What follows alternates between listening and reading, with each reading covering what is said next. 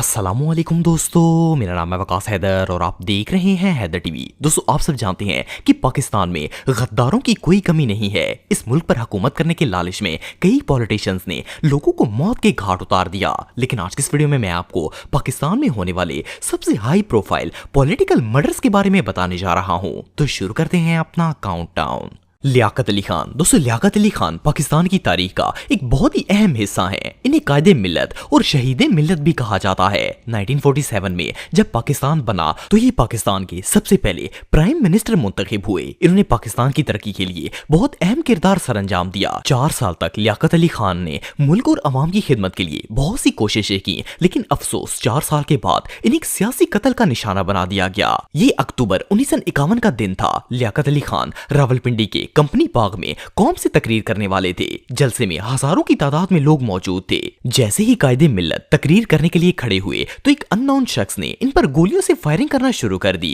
जिससे लियाकत अली खान की मौके पर ही मौत हो गई। लेकिन इससे पहले कि पुलिस इसको पकड़ पाती, इसने खुद को भी फायरिंग करके हलाक कर दिया। जब लियाकत अली खान की मौत के बाद सारी इन्वेस्टिगेशन की गई तो पता चला कि कायदे मिल्लत को मारने वाला शख्स एक अफगानी था और इसका नाम सईद अकबर था। लेकिन इसने ऐसा क्यों और किसके कहने पर किया, ये बात कोई नहीं जानता था। एनीवेज केस की इन्वेस्टिगेशन शुरू हो गई और इस केस की तहकीकात का काम आईजी एजाजुद्दीन को सौंपा गया। इन्वेस्टिगेशन के दौरान एजाजुद्दीन के हाथ कुछ सबूत लग गए जिनसे अंदाजा लगाया जा सकता था कि ये कत्ल किसने करवाया होगा। वो इन सारे सबूतों को लेकर हवाई जहाज के जरिए कराची आ रहे थे, लेकिन एक बार फिर से साजिश की गई और एक कत्ल को छुपाने के लिए दूसरा कत्ल कर दिया गया। एजाजुद्दीन का जहाज जब जेलम के नजदीक पहुंचा तो अचानक से जमीन पर गिरकर तबाह हो गया और इस प्लेन में मौजूद अफराद समेत सारे सबूत भी जलकर राख हो गए। इस तरह लियाकत अली खान का मर्डर एक मिस्ट्री बनकर रह गया। इवन ये प्लेन क्रैश भी एक मिस्ट्री था और इन सब के पीछे किसका हाथ था, ये बात आज तक कोई नहीं जानता। फातिमा जिन्ना। दोस्तों, मादरे मिल्लत को कौन नहीं जानता।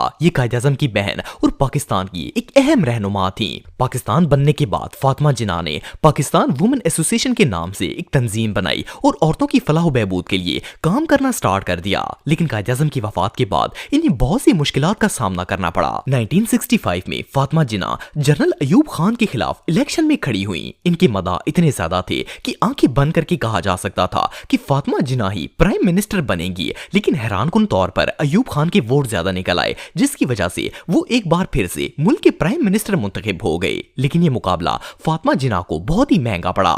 इलेक्शन हारने के बाद इनकी जिंदगी अजाब कर दी गई। कभी इनके घर का पानी बंद कर दिया जाता तो कभी घर पर छापे मारे जाते। इवन इन पर गद्दारी तक का इल्जाम लगाया गया।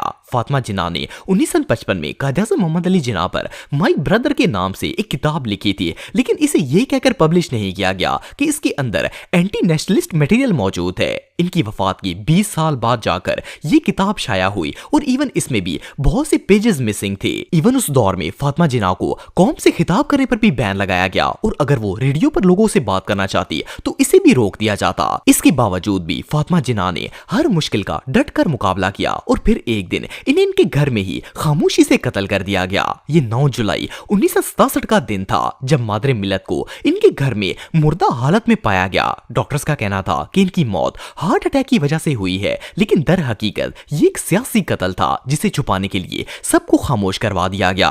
इससे आप अंदाजा लगा सकते हैं कि पाकिस्तान में ये काम आज से शुरू नहीं हुआ, बल्कि पाकिस्तान के बानियों का ही ये हाल था कि इन्हें भी गद्दारों का सामना करना पड़ा। बेनजीर भुट्टो। दोस्तों, बेनजीर भुट्टो पाकिस्तान की सियासी तारीख का एक ऐसा नाम है जिसे किसी तारुफ की जरूरत नहीं है। ये ना सिर्फ पाकिस्तान बल्कि दुनिया के तमाम मेजर मुस्लिम कंट्रीज में सबसे पहली खातून थी जो कि इलेक्शन में खड़ी हुई और प्राइम मिनिस्टर बन गई। इन्हें पहली दफा 1988 में पाकिस्तान की प्राइम मिनिस्टर मुंतखब किया गया और 2 साल तक इसी अहदे पर फाइज रही। फिर इसके बाद 1993 के इलेक्शन में ये दोबारा से प्राइम मिनिस्टर के लिए सेलेक्ट हुई और इस बार इन्होंने 3 साल तक पाकिस्तान पर हुकूमत की और इसके बाद ये लंदन चली गई। अक्टूबर 2007 में जब पाकिस्तान में इलेक्शन होने वाले थे तब इन्होंने वापस आकर एक बार फिर से इलेक्शन में खड़े होने का फैसला किया। लेकिन इन्हें इलेक्शन से हटाने के लिए इन पर एक नहीं बल्कि 2 कातलाना हमले किए गए। पहले हमले में तो बेनजीर भुट्टो बच गई, लेकिन दूसरा हमला जो कि 17 दिसंबर 2007 को रावलपिंडी के लियाकत बाग में किया गया, इसमें इनकी जान चली गई। वेल, कहने को तो ये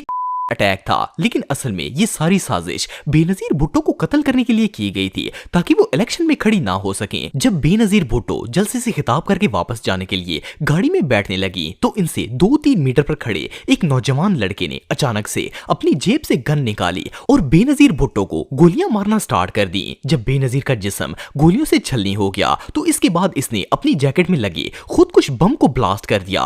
मीडिया के मुताबिक तो ये एक दहशतगर्द हमला था, लेकिन सब जानते हैं कि ये पाकिस्तान के सबसे हाई प्रोफाइल पॉलिटिकल मर्डर्स में से एक था और पीपल्स पार्टी की हुकूमत के बावजूद भी इस केस को आज तक सॉल्व नहीं किया जा सका। सलमान तासीर। दोस्तों, सलमान तासीर का दौर पाकिस्तान के सबसे डार्क चैप्टर्स में शुमार किया जाता है। 2008 में जब परवेज मुशर्रफ का दौर था तो इसे पंजाब का गवर्नर मुंतखब किया गया। 2010 में आसिया नौरीन नाम की एक पाकिस्तानी क्रिश्चियन ने रसूल अल्लाह सल्लल्लाहु अलैहि वसल्लम की शान में गुस्ताखाना अल्फाज कहे और माज़अल्लाह आपकी तौहीन की, जिस पर कोर्ट ऑफ सेशन ने इसे फांसी की सजा सुना दी। सलमान तासीर, जो कि उस दौर में पंजाब का गवर्नर था, इसने आसिया की भरपूर हिमायत की और बजाय इसे सजा दिलवाने के लिए इसका कहना था कि आसिया को इसकी गलती से बढ़कर सजा दी जा रही है। सिर्फ इतना ही नहीं, बल्कि इसने कुरान और सुन्नत की रोशनी में बने हुए 295 कानून को काला कानून करार दे दिया, जिसके मुताबिक गुस्ताखी रसूल की सजा मौत थी। जिन दिनों ये सारा मामला चल रहा था उस वक्त मुमताज कादरी सलमान तासीर के पर्सनल गार्ड थे। मुमताज कादरी एलीट फोर्स के सिपाही थे। इन्हें सलमान की इस हरकत पर इतना शदीद गुस्सा आया कि इन्होंने इसे जान से मारने का फैसला कर लिया।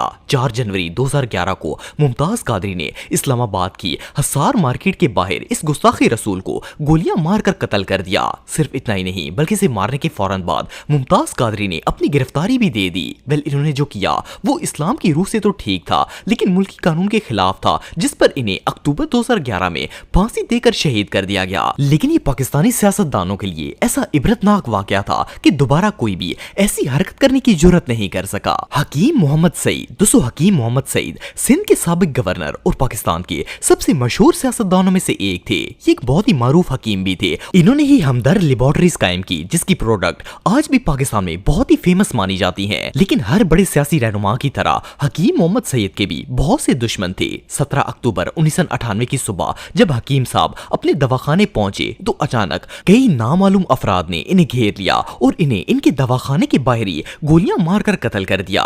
इस तरह तमाम उम्र लोगों में जिंदगियां बांटने वाले हकीम सईद बेदर्दी से मौत के घाट उतार दिए गए। ये वाकया इतना बड़ा था कि कुछ ही दिनों में सिंध हुकूमत का खात्मा हो गया और सिंध में गवर्नर राज लगा दिया गया। पुलिस और सीक्रेट इन्वेस्टिगेशन डिपार्टमेंट के मुताबिक ये कत्ल MQM की तरफ से करवाया गया था, क्योंकि जिस वक्त हकीम सईद का कत्ल हुआ उस वक्त उनकी इल्ताफ हुसैन से अनबन चल रही थी। लेकिन इल्ताफ हुसैन और इसकी पार्टी के लोग ये बात ना तो खुद मानने के लिए तैयार हुए और ना ही इसका कोई सबूत सामने आने दिया। ये एक हाई प्रोफाइल पॉलिटिकल मर्डर था, लेकिन सब कुछ पता होने के बावजूद भी पुलिस कातिलों का कुछ नहीं बिगाड़ सकी। तो दोस्तों, आज के लिए बस इतना ही। उम्मीद आपको वीडियो पसंद आई होगी। अगर आप मुझे इंस्टाग्राम पे फॉलो करना चाहते हैं तो दी हैदर टीवी पे आप मुझे फॉलो कर सकते हैं।